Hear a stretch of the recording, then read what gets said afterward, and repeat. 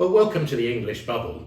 Today we're going down to the coast again, so just north of Worthing, 6 miles due north. We're in the South Downs and we're at the Wiston Estate. It's a large farming estate owned by the Goring family.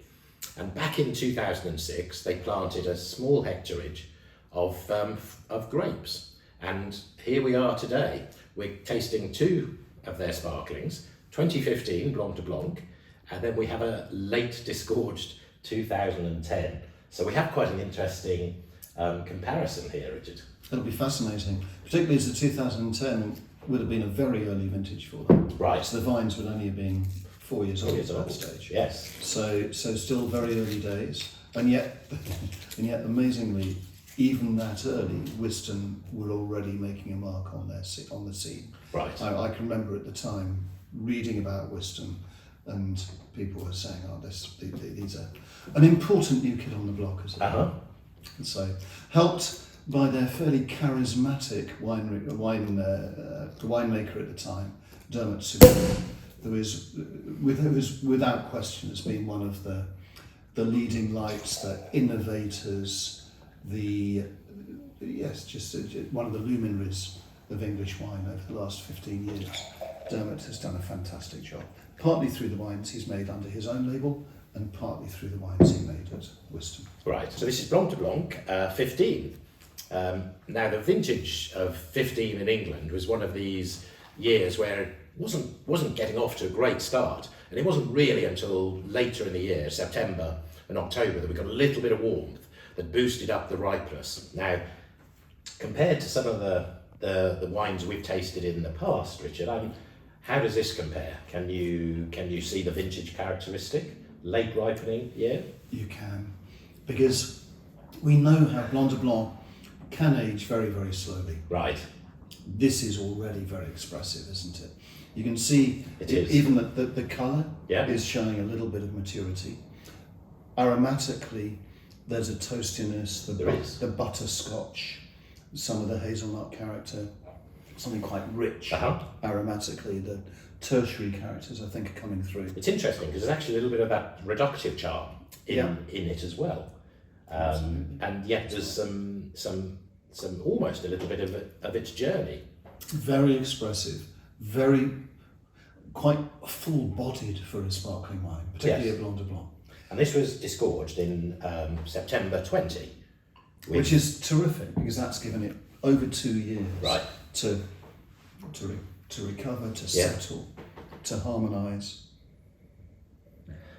It's lovely.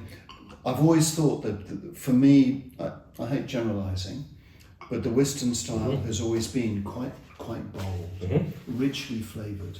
I think that seems to be the style. Dermot certainly is.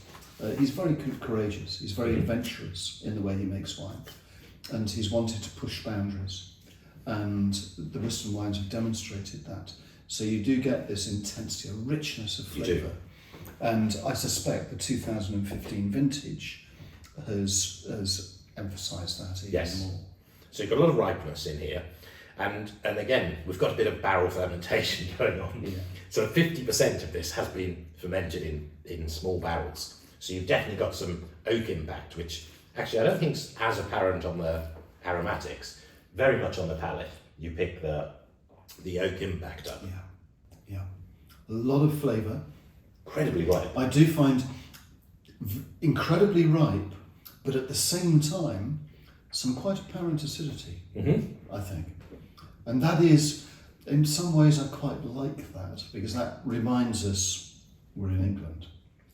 That combination, which I think England may achieve more often than Champagne in a way, where you've got that combination of ripeness of fruit, richness of flavour, but also that quite high acidity. And in this particular year, they're making a particular point on the information they told us that it's a very small yield. So they're quoting 15 hectolitres per hectare. Wow. So, gosh, I wonder if that explains, because it is very concentrated. It is, yeah. It is really concentrated, and it is. There's no doubt in my mind that there are 2 reasons why English sparkling wines often have this extra concentration of flavour. One is The yields are often smaller than in Champagne. In this case, extremely small. And secondly, the length of the growing season. Yes. Which just gives a little bit more ripeness, a bit more development of flavour in the grapes. And where do you think the journey for that type of wine is going? Because I can't tell. It seems quite long already. It's quite there and enjoyable now. Is it? I'm not quite sure. Okay. I prefer to hold fire on that. Partly because the journey of English sparkling wines is still so young, right. so unknown. Yes. We don't really know. And also because we also know that just because a sparkling wine's got acidity doesn't necessarily mean it's going to age really well. Right. Look at the 1996s in Champagne. Yes.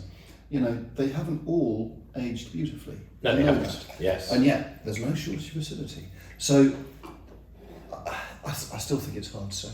Now, second today, also Blanc de Blanc, is the 2010 late Disgorged. So this was disgorged in November 2018. So this has had some, much more considerable time on the lees. So now, Richard, we were talking earlier about the vintage 2010.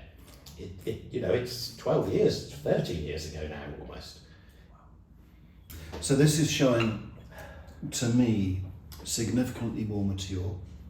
This was really low yields as well. Yes. I know 2010 was very, very small yields. I can see why which must have made it quite, it can't have been easy for them to keep some bottles aside for their library collection.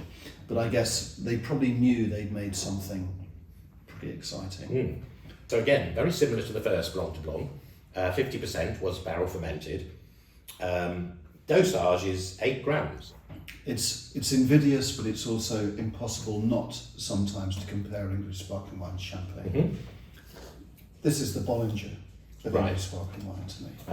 It's coming across now at this age. There's an oxidative character to it, which is becoming quite strong. It's a big wine. It is a big wine. Heaviness is the wrong word. There's a richness to it, which reminds me of the sort of Bollinger style. And I think possibly the oak aging, oxidative character is part of that. The interesting but thing in the is, same way as Bollinger, it's super impressive. This is super impressive. We thought we'd just have a little play around with the bigger glass and see whether it helps or hinders. And you can't always predict these things. It's so interesting. It is. Oh gosh. To my mind, it's tasting a bit more youthful and a little bit less evolved in this glass, which wasn't necessarily what I was expecting, but it is slightly different. Either way, it is still just a question for you. Would you drink this now, or do you think it could carry on its journey? I absolutely prefer it in this glass. Yes. For the reasons you just stated. Yeah. It seems purer, younger. Yeah. It's got a gooseberry character, which might explain it was a very long, cool, slow ripening season. It's got some of that, and then a boost of heat at the end. My reading of this is I actually think they've released it at just the right time. I think this has reached a peak now. I think it's at its peak, but I can certainly see it staying at this level from a quality point of view for another 4 or 5 years. 2010? 2010. In this glass. In this glass. A magnificent wine. Thank you very much. Cheers.